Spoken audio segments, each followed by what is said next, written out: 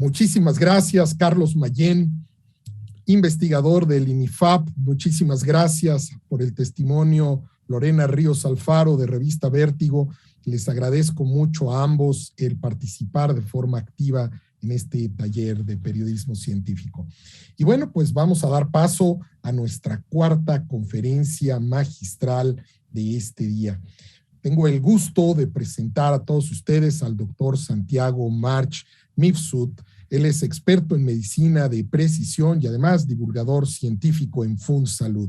Es médico cirujano egresado de la Universidad Nacional Autónoma de México, un entrenamiento en anatomía patológica en el Hospital General de México, un diplomado en planeación y desarrollo de negocios por el Instituto Tecnológico Autónomo de México, miembro del Comité de Aspectos Éticos, Legales y Sociales, y además es coordinador académico del consorcio promotor del Instituto de Medicina Genómica. Además, actualmente es coordinador del Consejo Promotor de Nuevas Tecnologías en la Fundación Mexicana para la Salud, FunSalud, integrante del consorcio de científicos innovadores haciendo frente al COVID-19 que representa a México en el The Coalition for Epidemic Preponderance Innovation, y la organización que concentra esfuerzos dirigidos a la obtención de toda esta vacuna que pues hoy lucha contra el COVID-19. Es miembro de la Red Global Cooperativa para las Enfermedades Raras en la Organización Mundial de la Salud. Además, está coordinando el Hub México de esta organización. Cuenta con más de 30 publicaciones científicas en revistas indexadas y además diversas publicaciones de divulgación científica para temas de vida, salud y biotecnología. Me da muchísimo gusto darle la bienvenida en esta conferencia magistral al doctor Santiago March, experto en medicina de precisión. Muchísimas gracias, doctor, y bienvenido. Muchas gracias al doctor Enrique Bustamante. Es para mí un gusto estar con ustedes el día de hoy. Y bueno, antes de comenzar la plática, la conferencia que me han pedido, que se titula Telemedicina y los beneficios para países como el nuestro, me gustaría lanzarles una pregunta a la audiencia. ¿Qué entienden ustedes por salud digital? Les pido por favor que a través del chat escriban lo que se les venga a la cabeza en este momento, qué es la salud digital, ya que uno de los más grandes problemas que se tiene en torno a la salud digital es precisamente toda la terminología, todas las definiciones que se usan en países industrializados, en países en desarrollo y a nivel global. Así que me parece un ejercicio importante poderlo hacer con ustedes. Ahora bien, vamos entonces a arrancarnos con la presentación. He dividido mi plática en 4 capítulos. En el primero abordaremos el tema de la brecha en salud. Esta es la tesis que tiene la Fundación Mexicana para la Salud, que se las voy a explicar muy brevemente, ya que de ahí se desprenden el tema de la salud digital. Lo que vamos a hacer es que a través de la plática vamos a ir comentando los diversos aspectos que se incluyen en la salud digital para que ustedes puedan tener esta visión panorámica global en todo su contexto. Me parece fundamental esto porque de lo contrario, muchas veces tenemos falsas expectativas o generamos en nuestros lectores o en nuestros oyentes conceptos que no son los adecuados. Es importante saber que las nuevas tecnologías están transformando el cuidado de la salud, que son muy útiles y sabemos usarlas adecuadamente, pero que tampoco son la panacea, ni el elixir, ni la varita mágica que va a solucionar todos los problemas de salud. Después abordaré el tema de ecosistemas de la salud digital y les comentaré algunos de los proyectos que estamos llevando a cabo aquí en la Fundación Mexicana para la Salud. Uno específicamente que es la parte de regulación en salud digital, el marco jurídico, como ya lo comentó el licenciado Caparrós que me antecedió. Y luego les voy a comentar un par de casos de éxito que estamos trabajando con el Instituto Nacional de Cardiología Ignacio Chávez. Aquí ustedes pueden ver en la parte superior, son 2 líneas asíntotas. En la parte superior de color azul, la parte que se refiere a la demanda de servicios de salud. Esta demanda de servicios de salud en México está determinada por el crecimiento poblacional, por la transición demográfica. Cada vez somos más gente mayores de 50 años en México. Las enfermedades crónicas que tanto se han comentado a lo largo de esta jornada. Y si ustedes quieren poner aquí arriba el tema de la pandemia, pues perfectamente puede ir ahí. Por otro lado, en la parte inferior de la gráfica de color rojo, nos encontramos con la oferta de servicios de salud. Tenemos un sistema de salud fragmentado, asilado, dividido. Tenemos una inversión total insuficiente. También tenemos una mezcla público-privada inequitativa. ¿A qué me refiero con esto? Si ustedes revisan los sistemas de salud más exitosos en el mundo que han estado de moda en los últimos años, como son de los países nórdicos, Dinamarca, Noruega, Suecia, Finlandia y todos estos países del norte de Europa, se van a encontrar con que hay un balance público-privado. Si alguien de ustedes piensa que es la obligación de las autoridades llevar bajo sus hombros el sistema de salud, pues estamos en una dirección contraria. Los mejores y más exitosos sistemas se basan en una vinculación público-privada. Mientras esta vinculación esté desigual, mientras esta vinculación sea muy poca, pues los resultados del sistema son los que estamos viendo y que se acentuaron a lo largo de la pandemia en el mundo, no nada más en México, en todo el mundo. Otro tema muy importante es el gasto de bolsillo elevado. México, de acuerdo a las últimas estadísticas de la Organización para la Cooperación y Desarrollo Económicos, la OCDE, hizo un análisis anual en el 2020 y determinó que México ocupa la posición 36 de 38 países miembros en relación al gasto de bolsillo, en donde el gasto de bolsillo ya es superior al 50%, 50.4%. Esto quiere decir que si yo tengo, por ejemplo, aquí en la Fundación Seguro Social, yo voy a mi clínica del Seguro Social y tengo que cubrir el 50% de mi atención, que pueden ser estudios, medicamentos, material de curación o algunas pruebas que no estén disponibles en mi clínica. Y el último es la gestión operativa y financiera eficiente. Este tema de la gratuidad de los servicios de salud, de la universalidad de los servicios, ha generado que muchas instituciones tengan que replantearse sus procesos administrativos, su manejo financiero. Así que, y esto ha desembocado en un proceso de adaptación bajo el que estamos ahora transitando. Ahora, en la Fundación, ¿cómo pensamos que esta brecha se puede reducir, se puede acercar la parte de la demanda y la oferta? En la parte de la demanda, a través del modelo de las 4 Ps, que ustedes seguramente han escuchado mucho en los últimos años y que ahondaré en una siguiente lámina. Es la medicina predictiva, preventiva, personalizada y participativa, que explicaré después. Por la parte de la oferta de servicios, tenemos 3 temas. El primero, mejorar la inversión privada, es decir, tener una mejor mezcla público-privada, como ya lo comentamos. El segundo son estas eficiencias financieras, costo-beneficio, costo-efectividad, mejores decisiones para utilizar la inversión. Y el tercero, que es donde recae el tema de la salud digital, es el uso de las nuevas tecnologías. Así es como es la tesis principal, como nosotros pensamos y vemos el sistema de salud, y que este sistema de salud puede mejorar de manera importante en México. En esta lámina les voy a hablar brevemente del modelo de las 4 Ps. Y si se fijan aquí en la diapositiva, dice medicina de precisión. Aquí hay un nuevo concepto. Nuevo concepto, medicina de precisión, identificado en el 2011 en el National Academies, que se reunieron en Nueva York. Inicialmente lo definieron como el medicamento correcto al paciente correcto en el momento correcto y solo se refería al tratamiento. Sin embargo, ahora, enmarcado en este modelo de las 4 Ps, pues ya no solo es el tratamiento, sino es antes de que suceda la enfermedad, digamos, con el tema de la predisposición, la susceptibilidad o la predisposición a tener enfermedades o la resistencia a ciertas enfermedades a través de ciertos estudios que los llevan a cabo las disciplinas ómicas. La prevención, que es lo que ya todos conocemos, el uso de vacunas, el hacerse Papá Nicolau, mastografía, prueba de esfuerzo en el hombre, antígeno prostático específico y bueno, de acuerdo a los grupos de edades, aplicarnos las vacunas.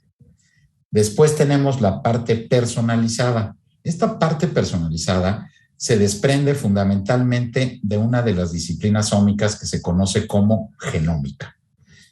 Es decir, hay dos disciplinas de la genómica. Una se le llama farmacogenómica, en la cual a través de conocer el perfil genético de una persona, yo puedo identificar si esa persona va a responder o no a un tratamiento, a una medicina, si va a llevar a cabo una reacción adversa, si es alérgico a algún medicamento. Y la segunda disciplina personalizada es la nutrigenómica, que estudia el material genético de todos los alimentos y también el ADN y el ARN de los seres humanos. Y a través del conocimiento de esta información genética, nosotros podemos diseñar dietas o hábitos alimenticios con ciertas características, podemos identificar alergias a alimentos. ¿Por qué hay dos personas que se comen una baguette? Perdón ahorita por la hora del día, pero uno va a Europa y ve que los franceses se comen unas tortas, pero megatortas. Uno está delgado y el otro no. ¿Por qué aquí en México alguien se puede comer un plato de pasta muy generoso e inmediatamente se refleja en su peso y otra persona se mantiene delgada? Porque tienen diferente fondo genético, asimilan diferente los alimentos y entonces a esta rama se le conoce como nutrigenómica. Y en el último capítulo, participativa, no por ser el último, lo destaco en rojo porque es el más importante. Se requiere de la participación de todos los sectores de la sociedad, de la industria, de las autoridades, del personal de salud, de los pacientes, de la población abierta, de los medios de comunicación, de todos. ¿Cómo? Difundiendo información veraz y objetiva, en el caso de ustedes, en el caso de los médicos, conociendo estas nuevas tecnologías que están contribuyendo, empapándose, no crear falsas expectativas, lo repito, porque la gente cree que esto es la panacea. No, esto tiene sus límites, tiene sus alcances y es importante conocerlos y transmitirlos, transmitir el mensaje. Y el otro punto es que sitúa al paciente en el centro de la atención. Si nosotros revisamos desde los inicios de la medicina, los primeros sacerdotes o chamanes, por ejemplo, en nuestras culturas prehispánicas, ellos eran el centro de la atención. Después se tradujo en la Edad Media en los cirujanos barberos. Ellos eran el centro de atención. Pero en este modelo, el centro de la atención es el paciente, el individuo, la persona. Él es el responsable del cuidado de su salud. Por lo tanto, debe de utilizar, por ejemplo, debe de colaborar al autocuidado, a las pruebas de autodiagnóstico, a través de la salud digital, comunicarse con su médico, monitorearse mejor a través de los wearables, de los biosensores y también compartir su información, sus datos. Por supuesto, en un entorno apegado a los principios éticos universales y apegado al marco legal en términos de privacidad y protección de la información en un ambiente seguro. Entonces, aquí ya hemos mencionado varios elementos de la salud digital: la confidencialidad, la seguridad de la información, qué tipo de plataformas y muchos otros que vamos a ir describiendo a lo largo de la plática. Ya tenemos algunas respuestas, doctor. Claro. Si quieres, por favor, doctor Enrique, comentarme sus definiciones de salud digital, con mucho gusto.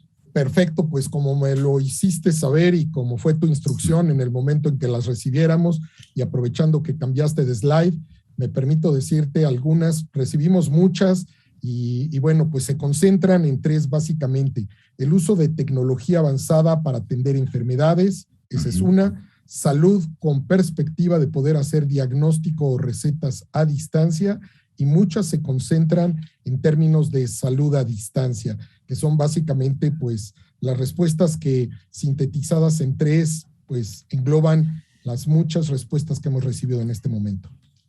Muchas gracias, Enrique. Me parece que nuestra audiencia se está documentando bien. Sí están los elementos, nada más lo que vamos a hacer es vamos a ampliar la definición. Gracias, doctor. Y para ampliarla, no, al contrario, para ampliarla, nosotros hicimos un estudio hace 4 años en donde hicimos una matriz en la que incluíamos las nuevas tecnologías que están cambiando, que están transformando, el nuevo paradigma en la salud, también el tema de prevalencia, epidemiología y también el tema de economía de la salud y factibilidad. Así es que escogimos estas que forman el prisma. Aquí están las disciplinas ómicas que voy a mencionar en la siguiente slide, donde está la genómica, lo que acabo de comentar, y otras 6 más. El Internet de las cosas, la telemedicina, la inteligencia artificial, el blockchain, los drones, la realidad virtual y aumentada, la impresión 3D y la robótica. Hay muchas más, pero aquí estas son las que enfocamos nuestro análisis. Y como disciplinas transversales a estas 10 tecnologías, tenemos lo que conocemos como eHealth, el expediente médico electrónico y las apps en salud. Así que hicimos una serie de reuniones, mapeamos en México quién está trabajando estos temas y llegamos a la conclusión de que para que en México se desarrollen estas nuevas tecnologías y por lo tanto se empuje, se facilite la penetración de la salud digital en el Sistema Nacional de Salud, se requieren 4 aspectos, 4 capítulos a desarrollar de cada una para tener un mejor entendimiento. El primer capítulo, infraestructura y recursos humanos. El segundo, validación. El tercero, marco regulatorio, marco jurídico. Y el cuarto, socialización. Socialización no es únicamente a los médicos y al personal de salud, es a las autoridades, a la industria y realmente a toda la opinión pública.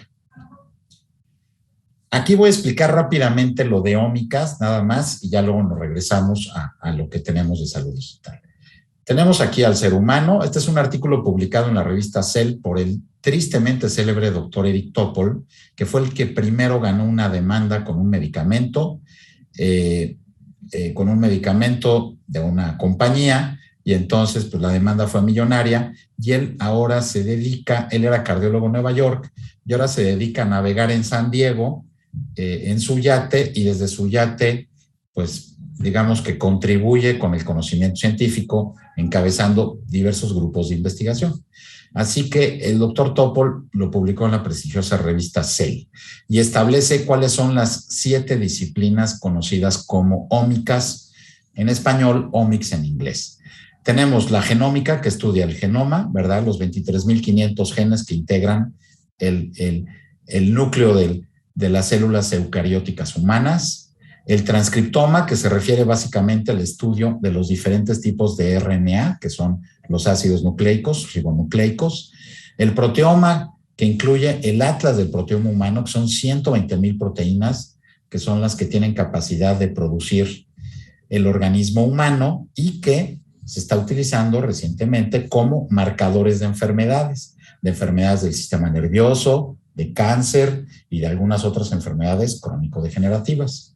Luego tenemos esta disciplina, la metabolómica, que estudia las pequeñas moléculas que provienen del metabolismo de los hidratos de carbono, proteínas o lípidos, comúnmente conocidos como grasas. Estos pequeños fragmentos de todas las vías metabólicas las estudia la metabolómica. Luego tenemos el microbioma, que son todos los organismos que están en las superficies y cavidades corporales y que tienen un papel muy importante en la salud. Ustedes han escuchado a los macrobióticos, a los nutracéuticos. Bueno, pues es el estudio del microbioma, en el que, por cierto, México está muy atrasado. Luego tenemos la epigenómica, que son mecanismos de control que están por encima del ADN, es decir, por encima del núcleo de las células, y que también actualmente están cobrando una importancia y se están estudiando mucho. Y todos ellos interactúan en un sistema del organismo humano que se le conoce como exposoma. Después, por encima del ser humano, tenemos los estudios de imagen, que también forman parte de la salud digital, los biosensores, ¿verdad? O wearables en inglés. Yo ahora, por ejemplo, traigo un biosensor aquí que me mide el azúcar sin necesidad de lastimarme las yemas de los dedos. También las redes sociales, un arma de dos filos, ustedes que mejor que yo lo conocen. Y aquí hay otros sistemas, digamos, cósmicos, metafísicos, filosóficos, que me gustan mucho, pero que casi no los entiendo y que no hablaré de ellos. Voy al siguiente capítulo de mi presentación, ecosistema de la salud digital. Está lo que ustedes ya mencionaron, el poder manejar recetas digitales, el poder dar una asistencia médica a distancia, el poder compartir información, el poder someter mis datos a grandes bases para llevar a cabo proyectos de investigación, por ejemplo.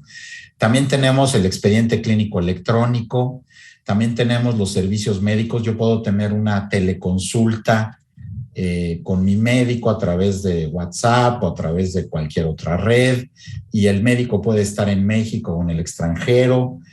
El tema importante aquí es consolidar a la salud digital como objetivo del Sistema Nacional de Salud.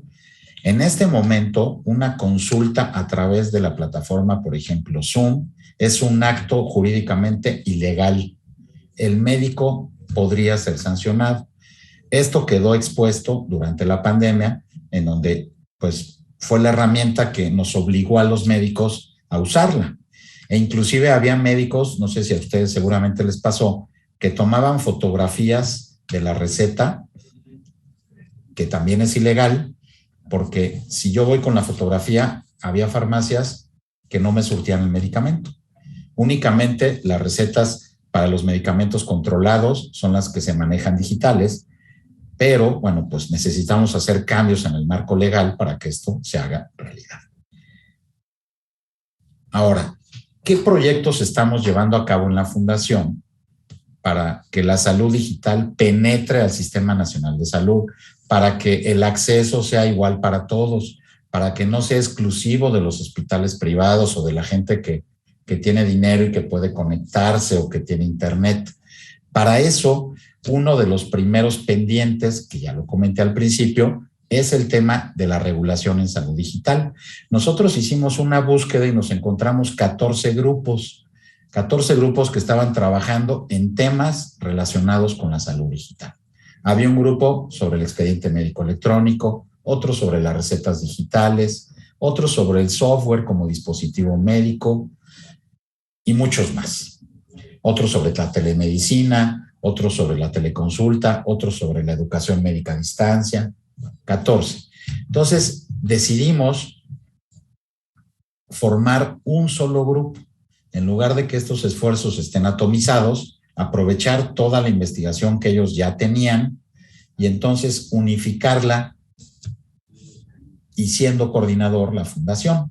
Así que tuvimos 51 participantes, que ahora ya somos 54.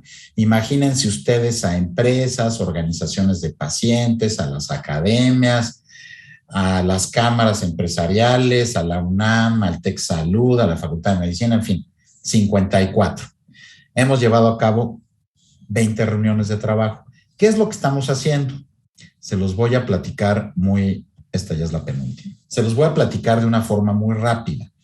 Después de todas estas reuniones, integramos una propuesta única, especial, y el primer paso es hacer cambios y definir conceptos en el marco de la Ley General de Salud y, por supuesto, en el marco del artículo 4 de la Constitución que consagra el derecho a la salud.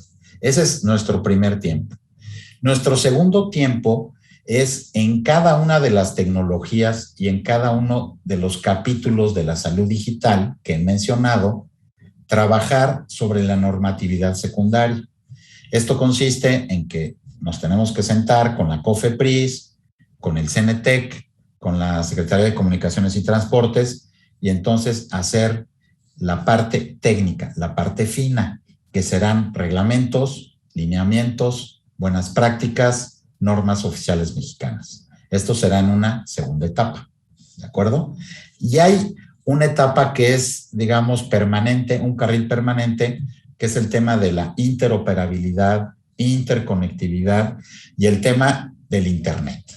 Porque claro, si yo hago todas estas modificaciones, pero la clínica 4 del IMSS no tiene Internet porque ya se lo cortaron, entonces pues esto se va a la basura. Entonces hay otro carril que estamos trabajando, que es el tema de la plataforma digital. Aquí es importante recordar que hay dos proyectos. Un proyecto que es la Estrategia Nacional, ¿verdad?, de digital, y otro proyecto que está aquí en la Ciudad de México, que está trabajando el equipo de la doctora Sheinbaum y con quienes estamos en comunicación permanente, ¿verdad? Internet para todos, Internet abierto, el ancho de banda y todos los parámetros que requerirían los hospitales, las clínicas, para que esto se haga realidad. Y bueno, en este momento vamos en la etapa 3. ¿Qué otros proyectos estamos haciendo? En cuanto a políticas públicas, el tema actualización sobre el marco jurídico en torno a la genómica en México. En México, hace 12 años que no se hace ninguna modificación en torno al uso de material genético, ya sea para medicina, para investigación, para tratamiento. Entonces tenemos un rezago pavoroso y nosotros estamos formando un equipo con el Centro de Estudios Éticos, Legales y Sociales del Instituto Nacional de Medicina Genómica para tal efecto. Ahora, implementación de nuevas tecnologías de la salud en México.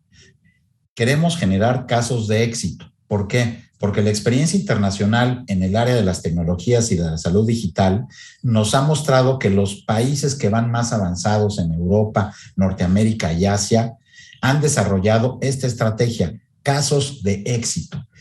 Y para ello tenemos dos proyectos. Uno de telemedicina para el manejo de complicaciones cardiovasculares post-COVID e insuficiencia cardíaca, en donde ya hay 3 aplicaciones desarrolladas por Cardiología en colaboración con nosotros y estamos por montar una sala de telemedicina. ¿Y esto qué va a hacer? Que los pacientes que tienen, por ejemplo, COVID, el famoso long COVID o post-COVID o long COVID, en lugar de tener que trasladarse a la clínica COVID del Instituto de Cardiología, pues lo podrán hacer cómodamente desde su casa con muy pocos requerimientos tecnológicos. También pacientes que tienen insuficiencia cardíaca. Este modelo busca primero atender a la población del instituto, después irnos a todos los hospitales federales de referencia y en una fase 3, esto exportarlo al Instituto Mexicano del Seguro Social, con los que ya hemos tenido también pláticas. Otro proyecto fantástico que a mí es de los que más me gusta es inteligencia artificial y síndrome coronario agudo. Este también lo estamos trabajando con el Instituto de Cardiología, el doctor Araiza, junto con FunSalud, y lo que pretende es identificar a partir de inteligencia artificial, uso de deep learning e inteligencia y redes neuronales profundas, identificar cambios sutiles en los electrocardiogramas de pacientes que tienen una angina de pecho, tienen un dolor precordial y que asisten al instituto para tratarse. Entonces hay un subgrupo de pacientes que se ven bien, que no tienen los datos en el electrocardiograma y que después se regresan a su casa y pierden la vida, se complica. Así que este proyecto también lo estamos desarrollando y lo presentaremos en el mes de octubre en el Congreso de la Sociedad Mexicana de Cardiología. Y con esto ya voy a terminar con este breve resumen y encantado de escuchar sus comentarios. Este es un resumen que está tomado por un manual que publicó la Organización Mundial de la Salud en el 2017 y que me parece que sintetiza mucho de lo que hemos hablado el día de hoy. Entonces, aquí el servicio en situaciones de equidad e igualdad que garantice una atención integral. O sea, no solo si yo tengo un teléfono inteligente, ¿verdad? O si tengo un ancho de banda de internet, me voy a poder comunicar con el doctor de mi clínica. El tema de liderazgo y gobernanza, que pues es el tema de la vinculación público-privada.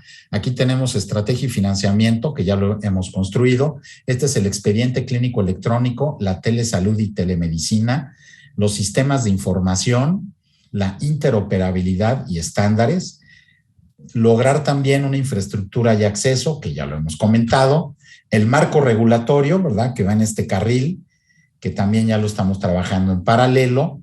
Aquí nos faltaría los casos de éxito, ¿verdad? Nos faltaría insertar ahí un cuadrado que dijera logros, casos de éxito locales. Esto lo hizo la OMS, lo hizo a nivel global, pero bueno, lo adaptaríamos con ese elemento. Después también capacitar al personal de salud, ¿verdad? Que esto se debe de hacer de arriba hacia abajo, de abajo hacia arriba, en las facultades de medicina, también ir educando a los usuarios, a los pacientes, a las personas, a los habitantes de este país, sobre el uso adecuado de las herramientas tecnológicas, y entonces lograremos la reducción de la brecha de acceso a la salud y que la salud digital se haga realidad en México.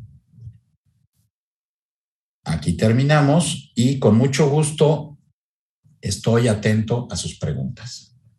Muchísimas gracias, doctor. Y pues sí, hay muchas preguntas y esto pues no es más que el sinónimo de la atención y el interés que has despertado en nuestros colegas periodistas de esta mañana. Bueno, te preguntan primero, ¿quién integra el Consejo Promotor de Tecnología del que hablas? Sí, esta es una área estratégica que está en la Fundación Mexicana para la Salud, que es presidida por el licenciado Héctor Valle, coordinada por un servidor, y tenemos un consejo asesor, que son líderes mexicanos en el área de la industria, en el área de la investigación y de las tecnologías, que son los que nos ayudan a mantener el rumbo y las actividades de este consejo. Claro. ¿Cómo está trabajando en términos de comunicación, en términos de cómo comunican los avances y dónde se puede estar pendiente de la información que este Consejo Promotor de la Tecnología está generando? Bueno, aquí debo decir que la página de internet de la Fundación está en una transformación, porque pues ya nos ha rebasado esto y también por temas presupuestales. Pero yo lo que les puedo decir es que si, digamos, como yo soy el coordinador, si la audiencia está interesada y me pueden hacer el favor de enviar un correo electrónico, creo que lo puse en el slide, y si lo pueden poner en el WhatsApp, mi correo electrónico, yo los puedo incluir en un directorio, y en un directorio que tengo de divulgadores de la ciencia y de personas interesadas en el tema, para que todos los avances que nosotros vayamos teniendo, los eventos que organizamos, las publicaciones que damos a conocer, ellos los reciban de primera mano, y por supuesto su apoyo es fundamental para darlo a conocer a toda la opinión pública, y esto pues hay que reforzarlo.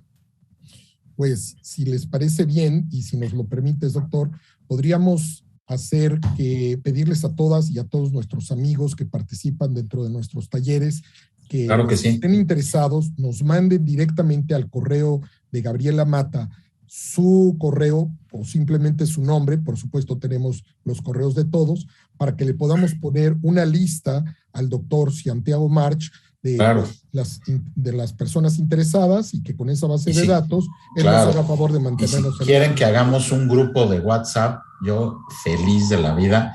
Tengo con varios comunicadores de diversos medios, tengo pequeños chats, y cuando sale algo o en los organismos en los que yo estoy o veo una publicación interesante, pues inmediatamente la compartimos, porque eso creo que nos ayuda a todos a mantener el foco en ciertos temas que son fundamentales para esta transformación que estamos viviendo y los retos que tiene el país. Me parece que a veces hay tanta información de muchas áreas que nos perdemos. Y entonces, pues el estar en estos grupos y estar contribuyendo y comunicándonos y conectados, pues nos permite difundir quizá temas que el país necesita y requiere urgentemente. Así es, y bueno, pues hay varias inquietudes. Trataré de resumir o tratar de ser sintético en una fórmula que me parece importante. Dice, por supuesto, esto es un tema intersectorial, porque la parte de salud, pues obviamente es quien debe de llevar la mano en esto, y ustedes son los que operan y son los expertos. Pero existen zonas de escasos recursos en donde ni siquiera hay servicio de luz, muchas personas de escasos recursos que no tienen acceso a tecnología, muchos de ellos no tienen ni siquiera un teléfono inteligente. Y bueno, esto podría ser la diferencia entre la vida y la muerte de muchísimas personas. Este trabajo es ejemplar. Felicidades al Consejo. Qué bueno que se desarrolle este tipo de procesos en países como el nuestro, que lo requieren tanto.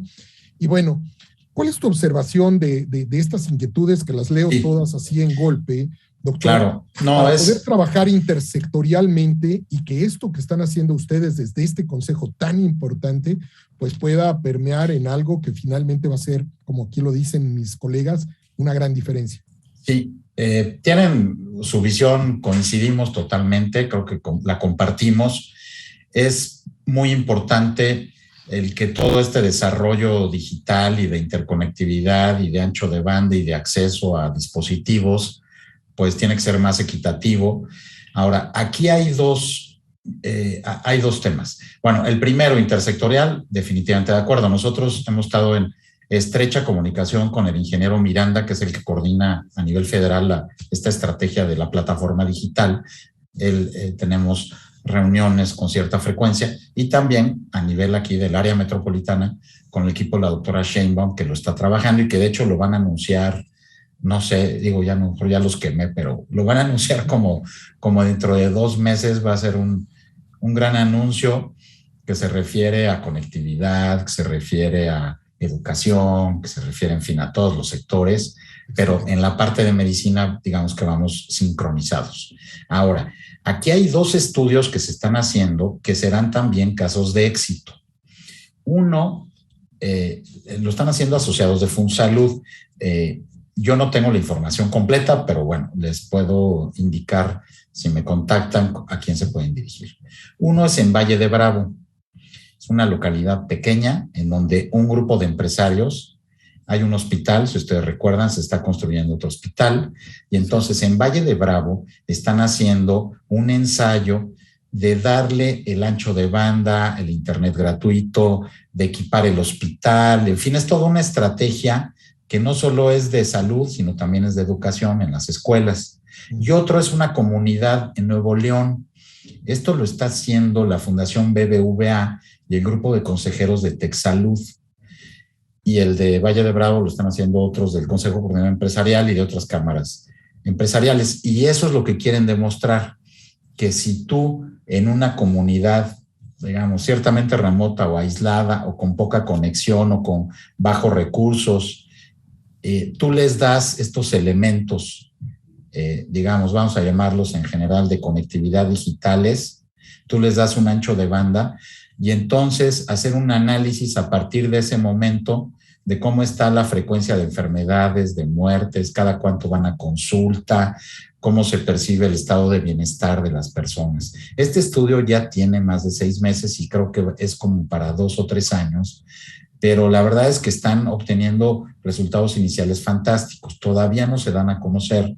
Si ustedes preguntan, nos van a decir que no hay, pero creo que ese es un ejemplo de lo que se tiene que hacer y es un caso de éxito para llamar la atención y que las autoridades del sector privado juntos puedan contribuir a esto, porque si yo le pido internet al hospital, a la clínica que está en Veracruz, y yo digo que se debe de hacer y lo pongo en la ley, pero no hay recurso, entonces la salud digital no va a poder hacerse realidad. Así que necesitamos todavía de que se entienda del impacto que tiene, de la repercusión, de que es viable en México, de que tiene un costo y que debemos la vinculación público-privada cubrirlo. Por supuesto, y bueno, por ejemplo, aquí hay una observación que me parece muy interesante, el valor de la medicina y la salud digital podría incluso a través de manejo coordinado de Big Data predecir una próxima pandemia. Claro, totalmente de acuerdo. Le voy a dar un ejemplo. Un ejemplo se formó un consorcio, precisamente un consorcio para el tema de la identificación de variantes. La identificación de variantes se hace con una técnica genética en donde se secuencia un pequeño fragmento del virus y entonces puede saber cuál es, si es la alfa, la delta, la gamma, la mu, se puede saber en qué estado de la República y en qué brote.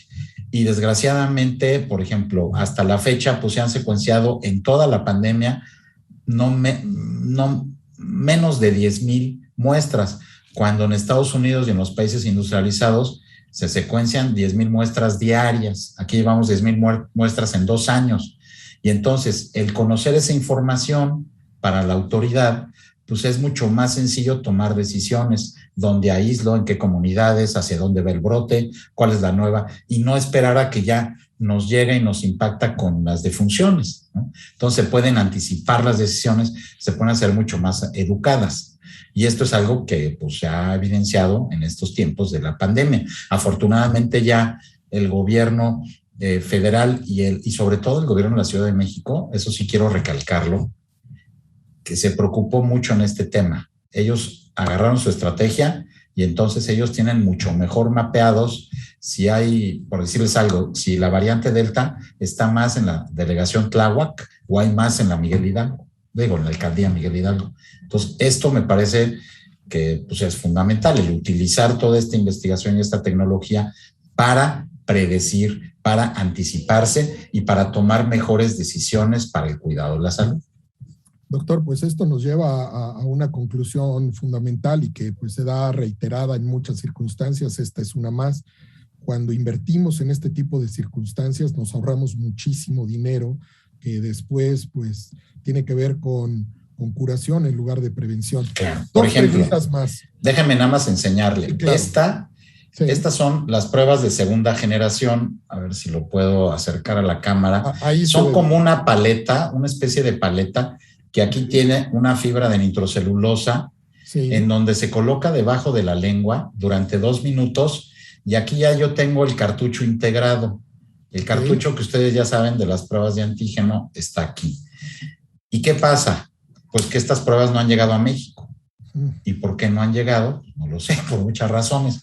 No soy investigador privado, pero si esto cuesta menos de 50 pesos.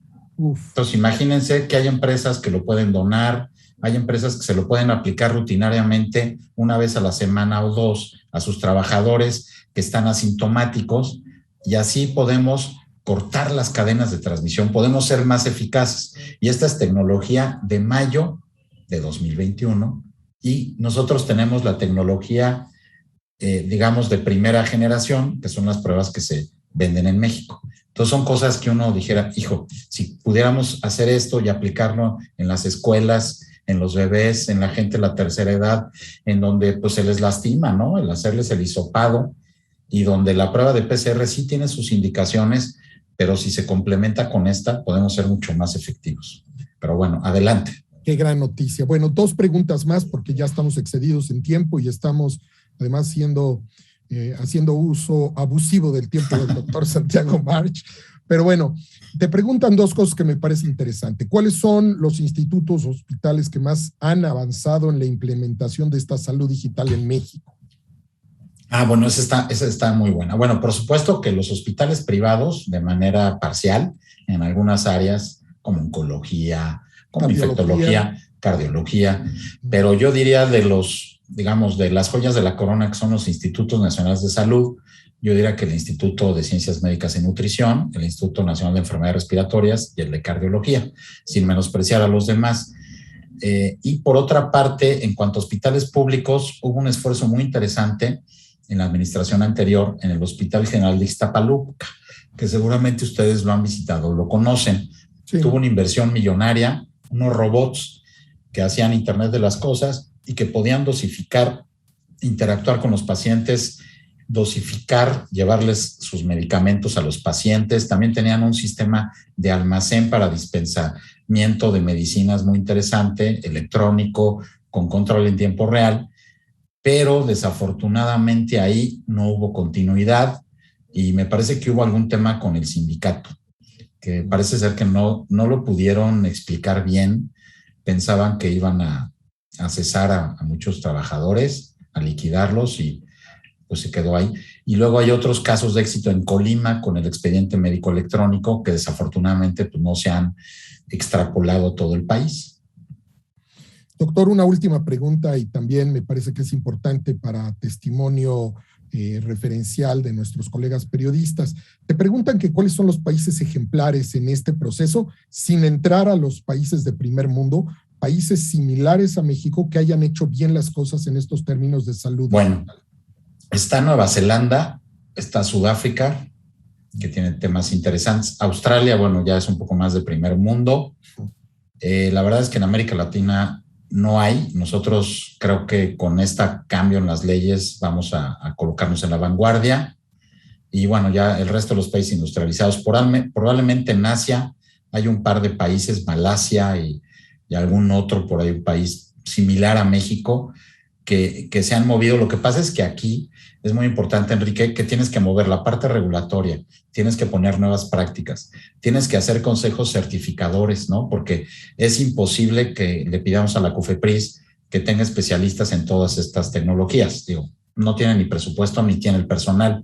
Entonces hay que ayudarlo externamente desde las instituciones a formar estos comités, y eso es lo que le ha permitido, por ejemplo, a la agencia FDA o a la agencia europea, la EMA o a Health Canada o a muchas otras, les ha permitido este tránsito de las tecnologías, pero también tienen sus defectos, porque muchas veces hay tecnologías muy verdes que les dan el ok, y entonces luego pues vienen algunos problemas importantes porque pues traen efectos adversos, reacciones adversas por el uso de estas tecnologías. Entonces, creo que con lo que estamos haciendo nosotros en salud digital vamos a poder darle un empujón, pero definitivamente habrá que crear estos organismos que le ayuden a la autoridad a validar y a certificar estas tecnologías para que su tránsito regulatorio y que puedan operar legalmente en México sea pues más fluido.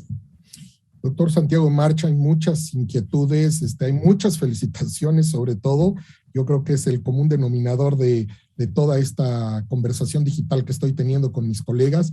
Te piden que por favor regreses a tu presentación y pongas tus datos en pantalla porque quieren anotarlos para seguir en contacto contigo. Voy a Saben compartir. Que ya se nos agotó el tiempo. Con mucho gusto.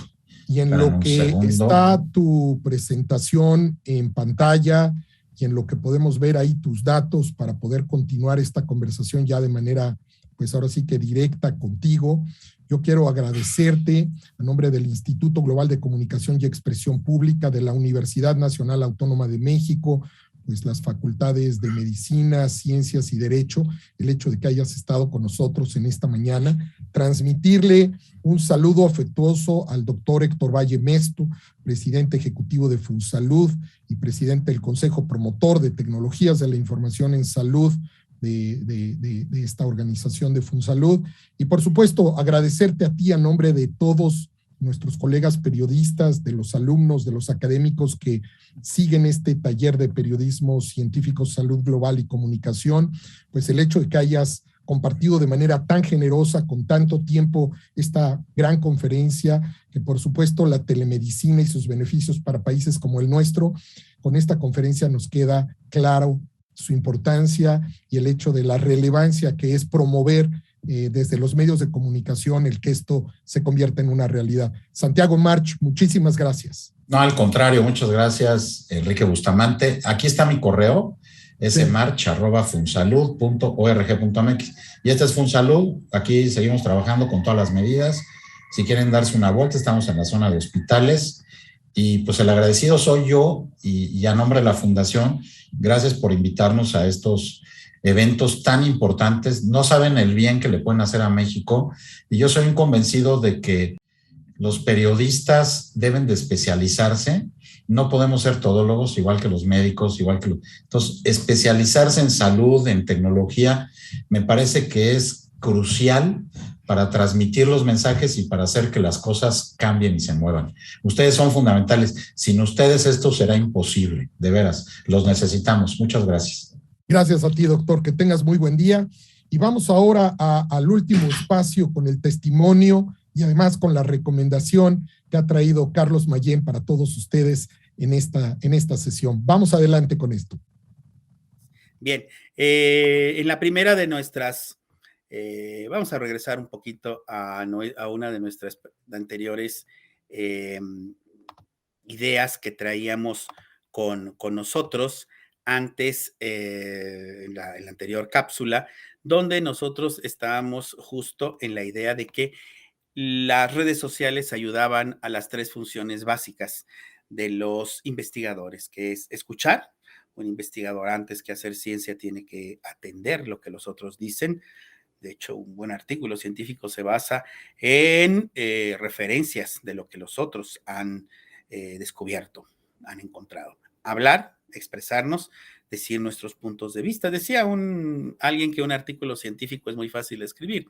Ten algo que decir, dilo y ya no digas nada más. Es decir, tenemos que expresarnos y dialogar.